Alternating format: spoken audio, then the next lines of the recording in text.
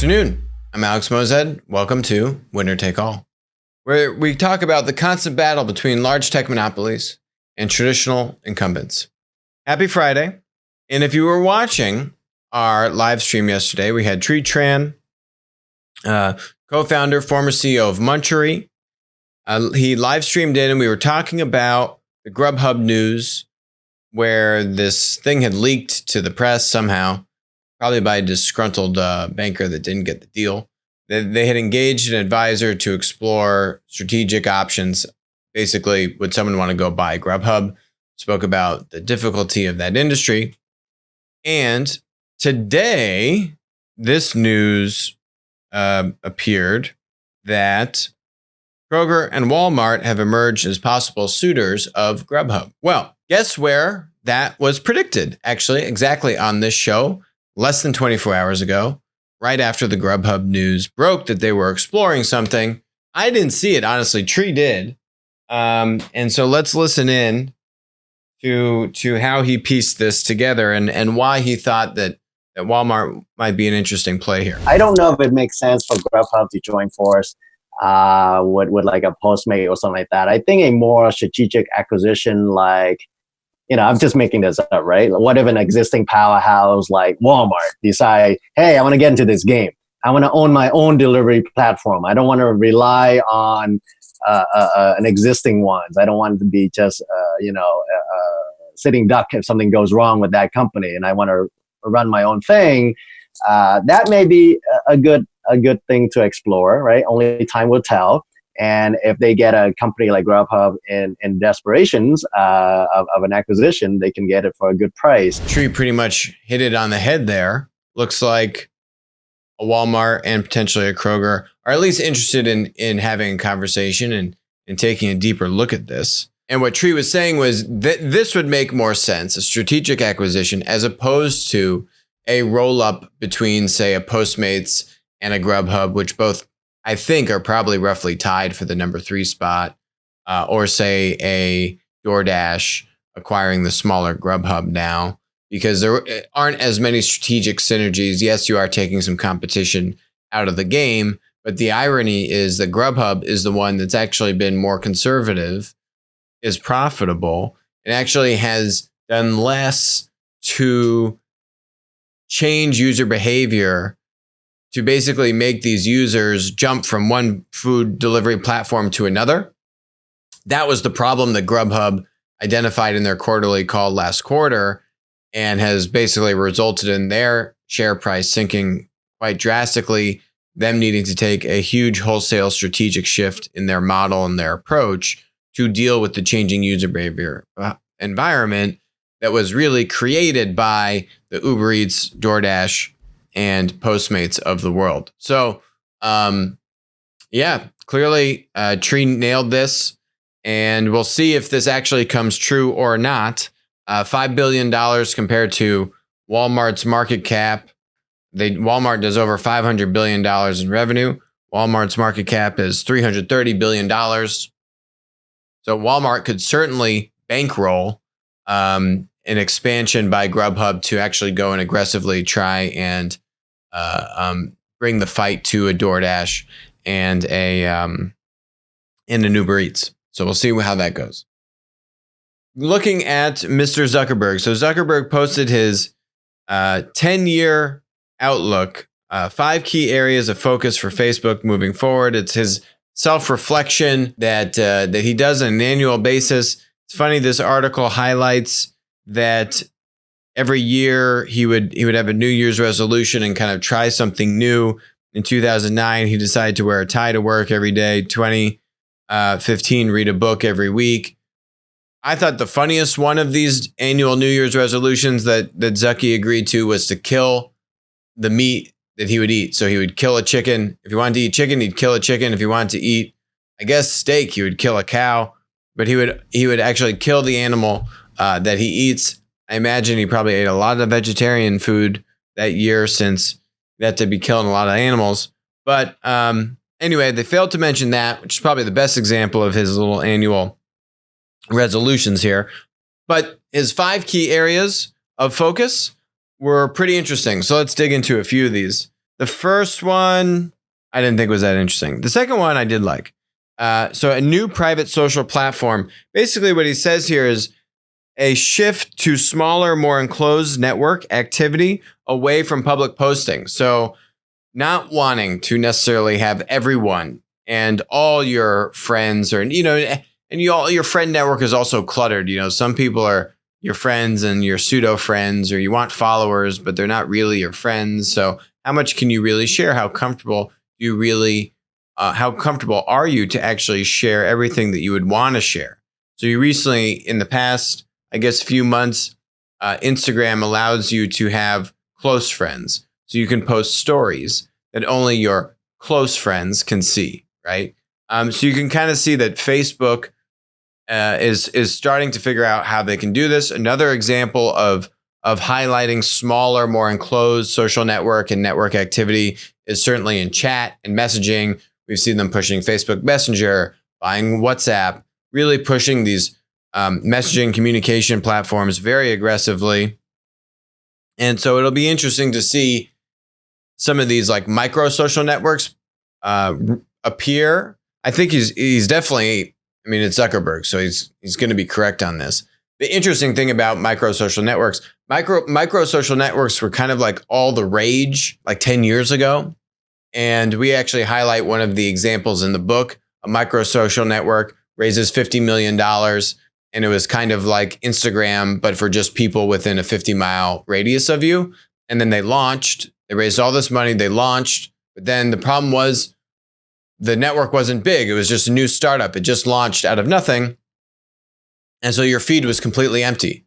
So the thesis was nice, micro social network, but you needed such tremendous scale. And they had some big launch, which they might have had a lot of users, but the network effects were not localized, which was the whole point of their core transaction, their interaction model. And the company folded shortly after launch. Kind of unfortunate, but a return to micro social networks is something that he sees happening over the next decade. Decentralizing opportunity. I was reading this and I was like, okay, where's the crypto reference? Where's the blockchain reference? Nope, it didn't come up, which I was pleasantly surprised about. Instead, he took it in a different direction. He said Zuckerberg points to the capacity for Facebook to give people better ways to build their own businesses and facilitate common tasks. He's talking about fund transfer online, giving other tools to businesses, letting people sell products, kind of like what we see with Instagram, with the shopping dynamic, kind of the product marketplace on Instagram, right? So actually, what I take from this is that Facebook isn't really focusing as much on social networking as a major growth opportunity over the next 10 years. And how can they move into other platform types like payments, like product marketplaces? There's a third one, which I'm going to touch on in a second. But the other example that he gives here is in the last decade, the fastest growth in the economy has been in the tech industry. In the next decade, I expect technology will continue to create opportunity, but more through enabling all the other parts of the economy to make better use of technology and grow even faster. The other takeaway from this, I think, is it's actually what Applico does, which is actually the whole point of this show. It's the intersection of traditional enterprise and new technology-driven business models. And how are these two things going to come together? We are just starting to see that. For example, take B2B distribution. Take what's happening in the automotive industry, right? How are these kind of older, sleepier industries? Some of these industries that weren't the ones where technology was the first mover, and it was easy to just kind of start a business, start a pure tech company. But in some of these more entrenched, more industrial, more regulated industries, where it's taken, we're now 20-ish years, 20, 25 years into the platform revolution, new platform business models, the internet being here. I think that's essentially what he's getting at is there's going to be a whole slew of opportunity as technology gets more ingrained into these traditional businesses, more traditional industries. That's going to be super exciting. I completely agree with this. The next computing platform is number 4. where he's talking about AR and VR. These are development platform models. He actually says if we deliver on what we're building, this should be much closer to reality by 2030. Does that mean he thinks it's going to take 10 years for AR and VR to take off? It kind of reads that way, which would be quite unfortunate for the billions of dollars that they've already spent in this area. But who knows? We'll see. This goes to another thing that we've talked about a lot, and I'll come back to this in a second after I go to the new forms of governance. So his last point here is new forms of governance. One of the big questions for the next decade is how should we govern the large new digital communities that the internet has enabled? You have platforms like Facebook have to make trade-offs on social values, like between free expression and safety, or between privacy and law enforcement, or between creating open systems and locking down data and access. From this perspective, I don't think private companies should be making so many important decisions that touch on fundamental democratic values. He calls for greater regulation. We've spoken about this. Zuckerberg has literally come out publicly. I think probably the first time was in June of 2019 at the Aspen Ideas Festival, where he said, look, I'm not going to be able to get the balance right. This is the role of government to help us figure out what is us protecting people from being harassed online from abusive or harmful content, and what is us violating free speech and the First Amendment. And he said, look, we need guidance. And the government has failed to provide that guidance and wade into that conversation, which is really a disservice when you think about the role of the FTC and literally have this guy asking for it, yet they don't want to do it. All they want to talk about is privacy laws. I mean, it's a joke. So anyway, let's go back to point number 4, the next computing platform. We've spoken about that there has been a decline in first financings. Check this out. So you see here the dark blue. This is the number of first financing. First financing, so I'm building a tech startup. I need to go get my first round of institutional money. See this 2014, there's the peak. Bam, it starts to go down.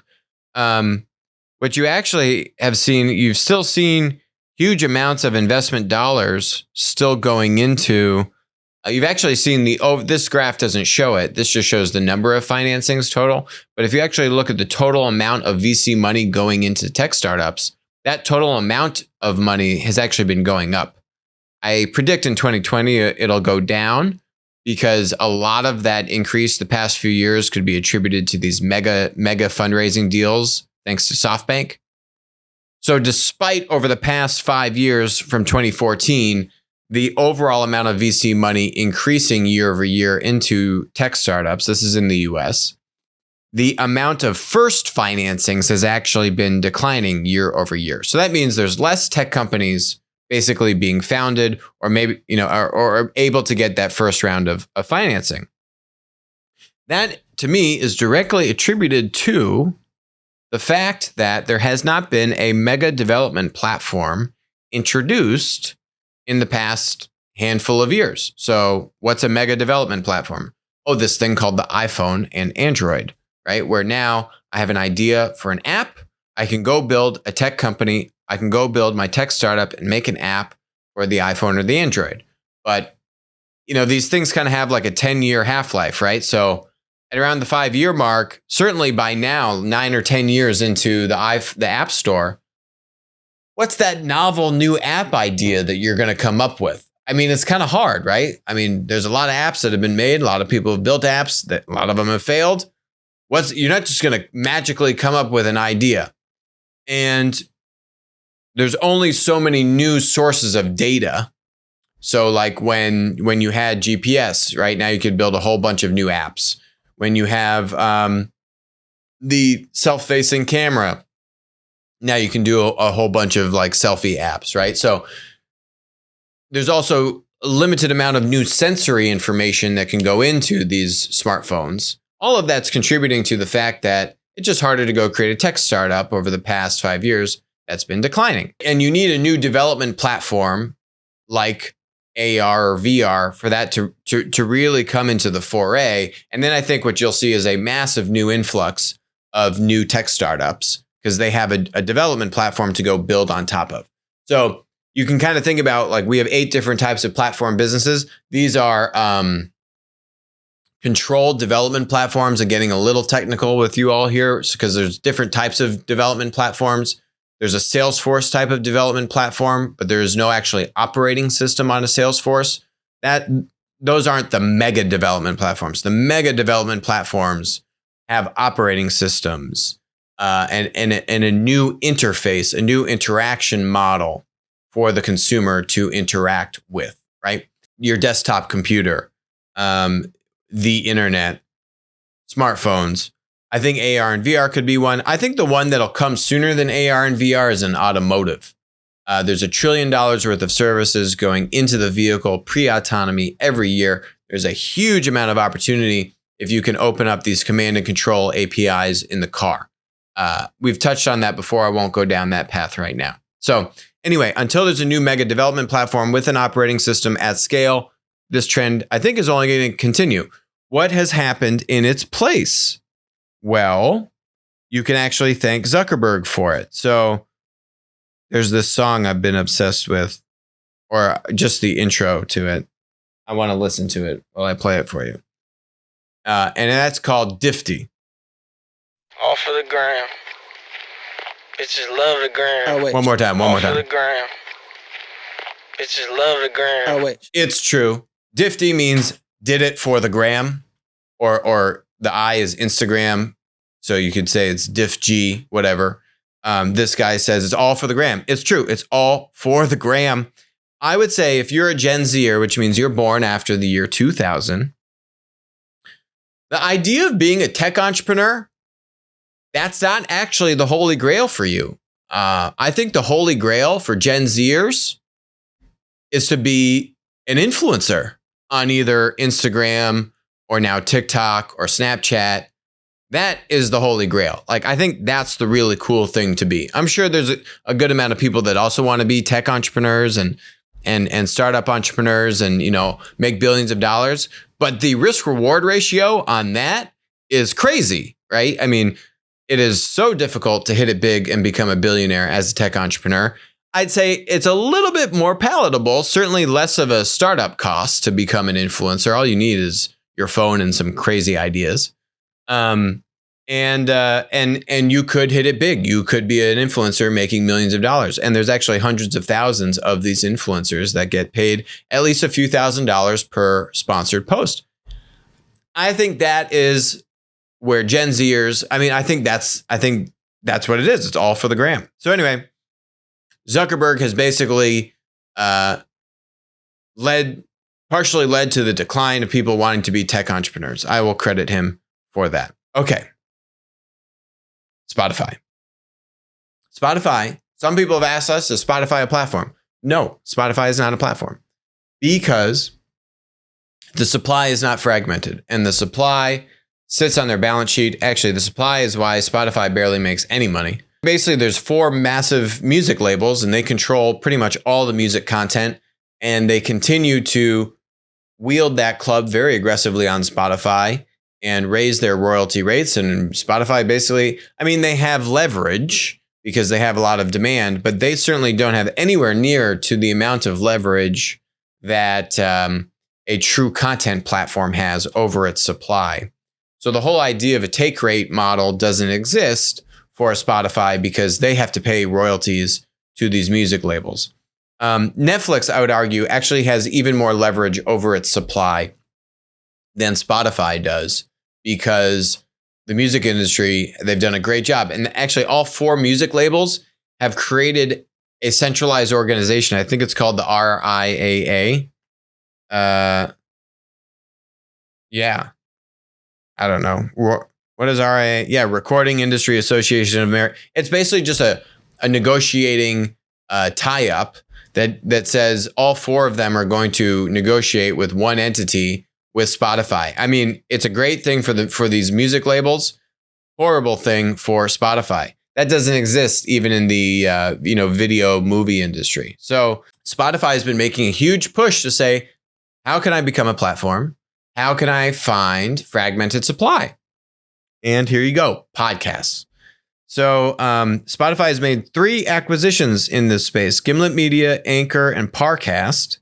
And what they've done is how do you need to have a different revenue model. You need to have an incentive model to make the podcasts really sticky and really want to work with you, Spotify, as opposed to Apple Music or the other outlets that you could distribute your podcast through.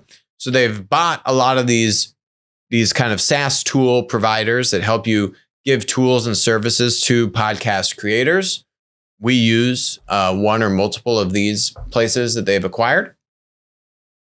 And now they're also bundling in ads into the podcast, and then they're doing ad revenue splits with the podcast creators to just fully try and close that loop and make it even stickier with the podcast creators.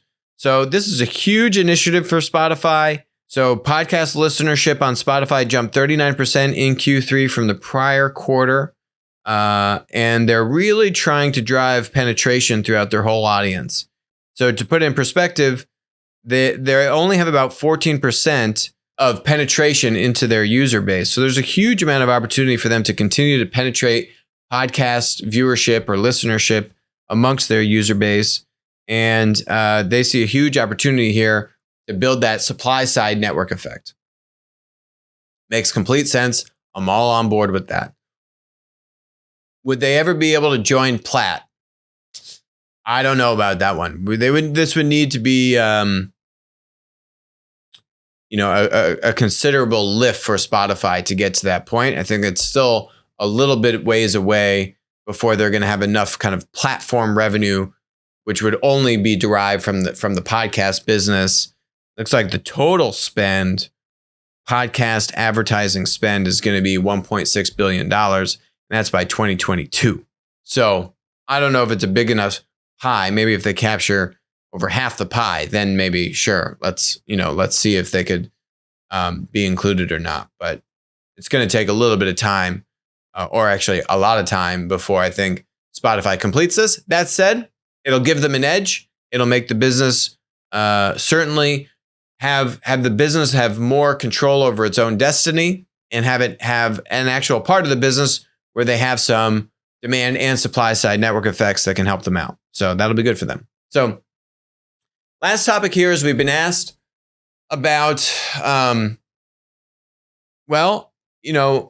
a lot of very smart executives in large traditional businesses. There's a lot of heads of innovation. There's a lot of heads of strategy. There's a lot of kind of heads of business development. People that are very forward-looking in nature. They're literally in a role to look not just over the short term, but over the medium to long term at a traditional business. And what they see on the horizon is inevitable disruption. They see new business models coming in, new technologies coming in, and they say, hey, we need to try and be in these new areas. And how are we going to get there, right? Because my core business does not fit these new models. And actually, these new models would probably commoditize part of my core business. But we need to be playing not just where the puck is, but where the puck is going to be, right? So how do we do that? And it really all starts in the boardroom. And so what we want to talk about is, how do you build consensus in the boardroom if you're not in the boardroom by default, right? If you're not on that C-suite executive team, but you are still in a powerful role, you lead teams, you're supposed to be leading that new innovative mid to long-term thinking. How do you actually gain consensus from the top down? It's very difficult. And so I would start thinking about it. There's 2 different boardrooms. There's a boardroom for literally the board of directors. And then there is a boardroom which is amongst the C-suite, right? The CEO and that C-suite executive team. When you want to broach the conversation about a long-term, disruptive, risky, probably expensive investment or new business initiative, the key thing, there's a couple kind of key deal breakers, right? These are absolutes. If you don't have them, there's no point in going down this path in the first place. First deal breaker is autonomy. If this new disruptive, risky, long-term initiative does not have autonomy away from the core business, no point in even starting down that path. Now, autonomy could mean I have a separate business unit or a separate kind of skunk work operation, which can go operate on its own little sandbox, and I can try and go build this new initiative from scratch. Or obviously, you could try and go buy a company. Buying a company is another hurdle. But let's just talk about saying that first point. How do I gain consensus in the boardroom, in the C-suite boardroom, to try and get the green light to go and explore and try and validate a new business model? And so the key here is to have the CEO's interest in this new business initiative. If the CEO is not interested, that's the second non-starter. Don't bother. Anything that is truly big enough that a large enterprise is going to care about, so it needs to be pretty big in terms of the vision and the scale of where it could go and what it could become, is inherently going to probably hurt part of the core business, either by directly commoditizing the existing business model, which I mentioned, or it's certainly going to require resources that would rather be allocated to the core business today. That could be resources both in terms of money and resources certainly in terms of time, which could honestly be more valuable than the money, right? Where are the executives and your team and just the teams in general focus going to be in terms of there's only so many hours in the day. So in order for those two things, and you're going to need both of those two things to be allocated to any kind of new business model initiative, you're never going to get those two things unless the CEO is interested in exploring something like this. So if the CEO is not interested in these kinds of, in this new business model initiative, then there's no point in even trying to get consensus in that C-suite boardroom. Now, how do you get this in front of the CEO? Well, if you don't have the ability to go through your boss and then your boss can help set up a meeting with the CEO to see if this is of interest to him or her, then you can try and go outside. So a big focus of Applico is to develop relationships with the C-suite, particularly with CEOs and at the board level, because we won't do any work unless the CEO is involved. We've learned this the hard way, that if the CEO isn't interested in these kinds of things, we're wasting everyone's time. We're wasting our time and your time, frankly. So you've got to get to the CEO one way or another, either internally, and you've got that kind of culture where you can I get 30 minutes on the CEO's calendar because me and my boss feel like this is a pretty good new initiative. It's worth potentially exploring. Could we try and validate this business model? Okay, let's vet that. Let's do it through the proper channels internally. See if the CEO is interested in that. You don't need to spend any money to get to this point. This is purely a conversation with some good research and framing. Also on our side, right? This is a conversation with a subject matter expert that says we understand platform business models better than anyone else. We understand how to bridge the gap between traditional enterprise and creating new platform businesses. That can actually help a lot when you have a subject matter expert in the room with a CEO versus if there's somewhat of a lack of credibility or the CEO is a little bit more risk averse. And that's the other thing to think about. So the last thing to think about is, so if you can get the CEO on board, then generally I would say the CEO can set the tone in that C-suite closed door boardroom meeting, right?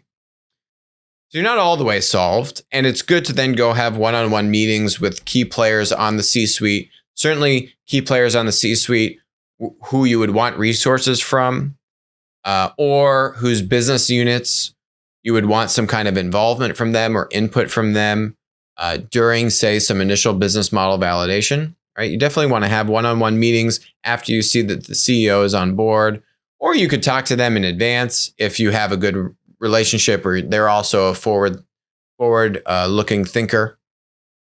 But the other thing is, what kind of status does the CEO have in the company?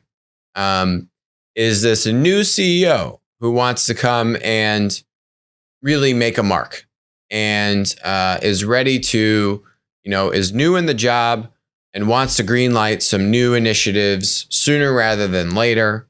Maybe, not in the first 6 months, but let's say in the first 6 to 18 months, really looking to put 1 or 2 programs into place that could fundamentally change the course of the business over a 3 to 7-ish year period of time. Is this a CEO who has been there for 5+ years, who is also a chairman? So that means they're also on the board, who has a good rapport with the board, right? And ultimately what I'm getting at is, does the CEO, in order to greenlight a new risky business model exploratory initiative for, say, a few months' time, does the CEO want to run this by his or her board in advance of doing that or not? If yes, then it's a little bit of a different situation in terms of you now need to cater to both boardrooms. If no, well, then you don't need to worry about the second boardroom of the board. That all is going to depend on a case-by-case basis in terms of basically the relationship that the CEO has with the board. The one caveat I will provide on all of this is that if the business is in dire straits or is underwater and has a lot of fires going on, then you can pretty much throw out any kind of new disruptive, risky business model initiative. It's just not on the table. The business is fighting for self-preservation, not for long-term innovation and disruption.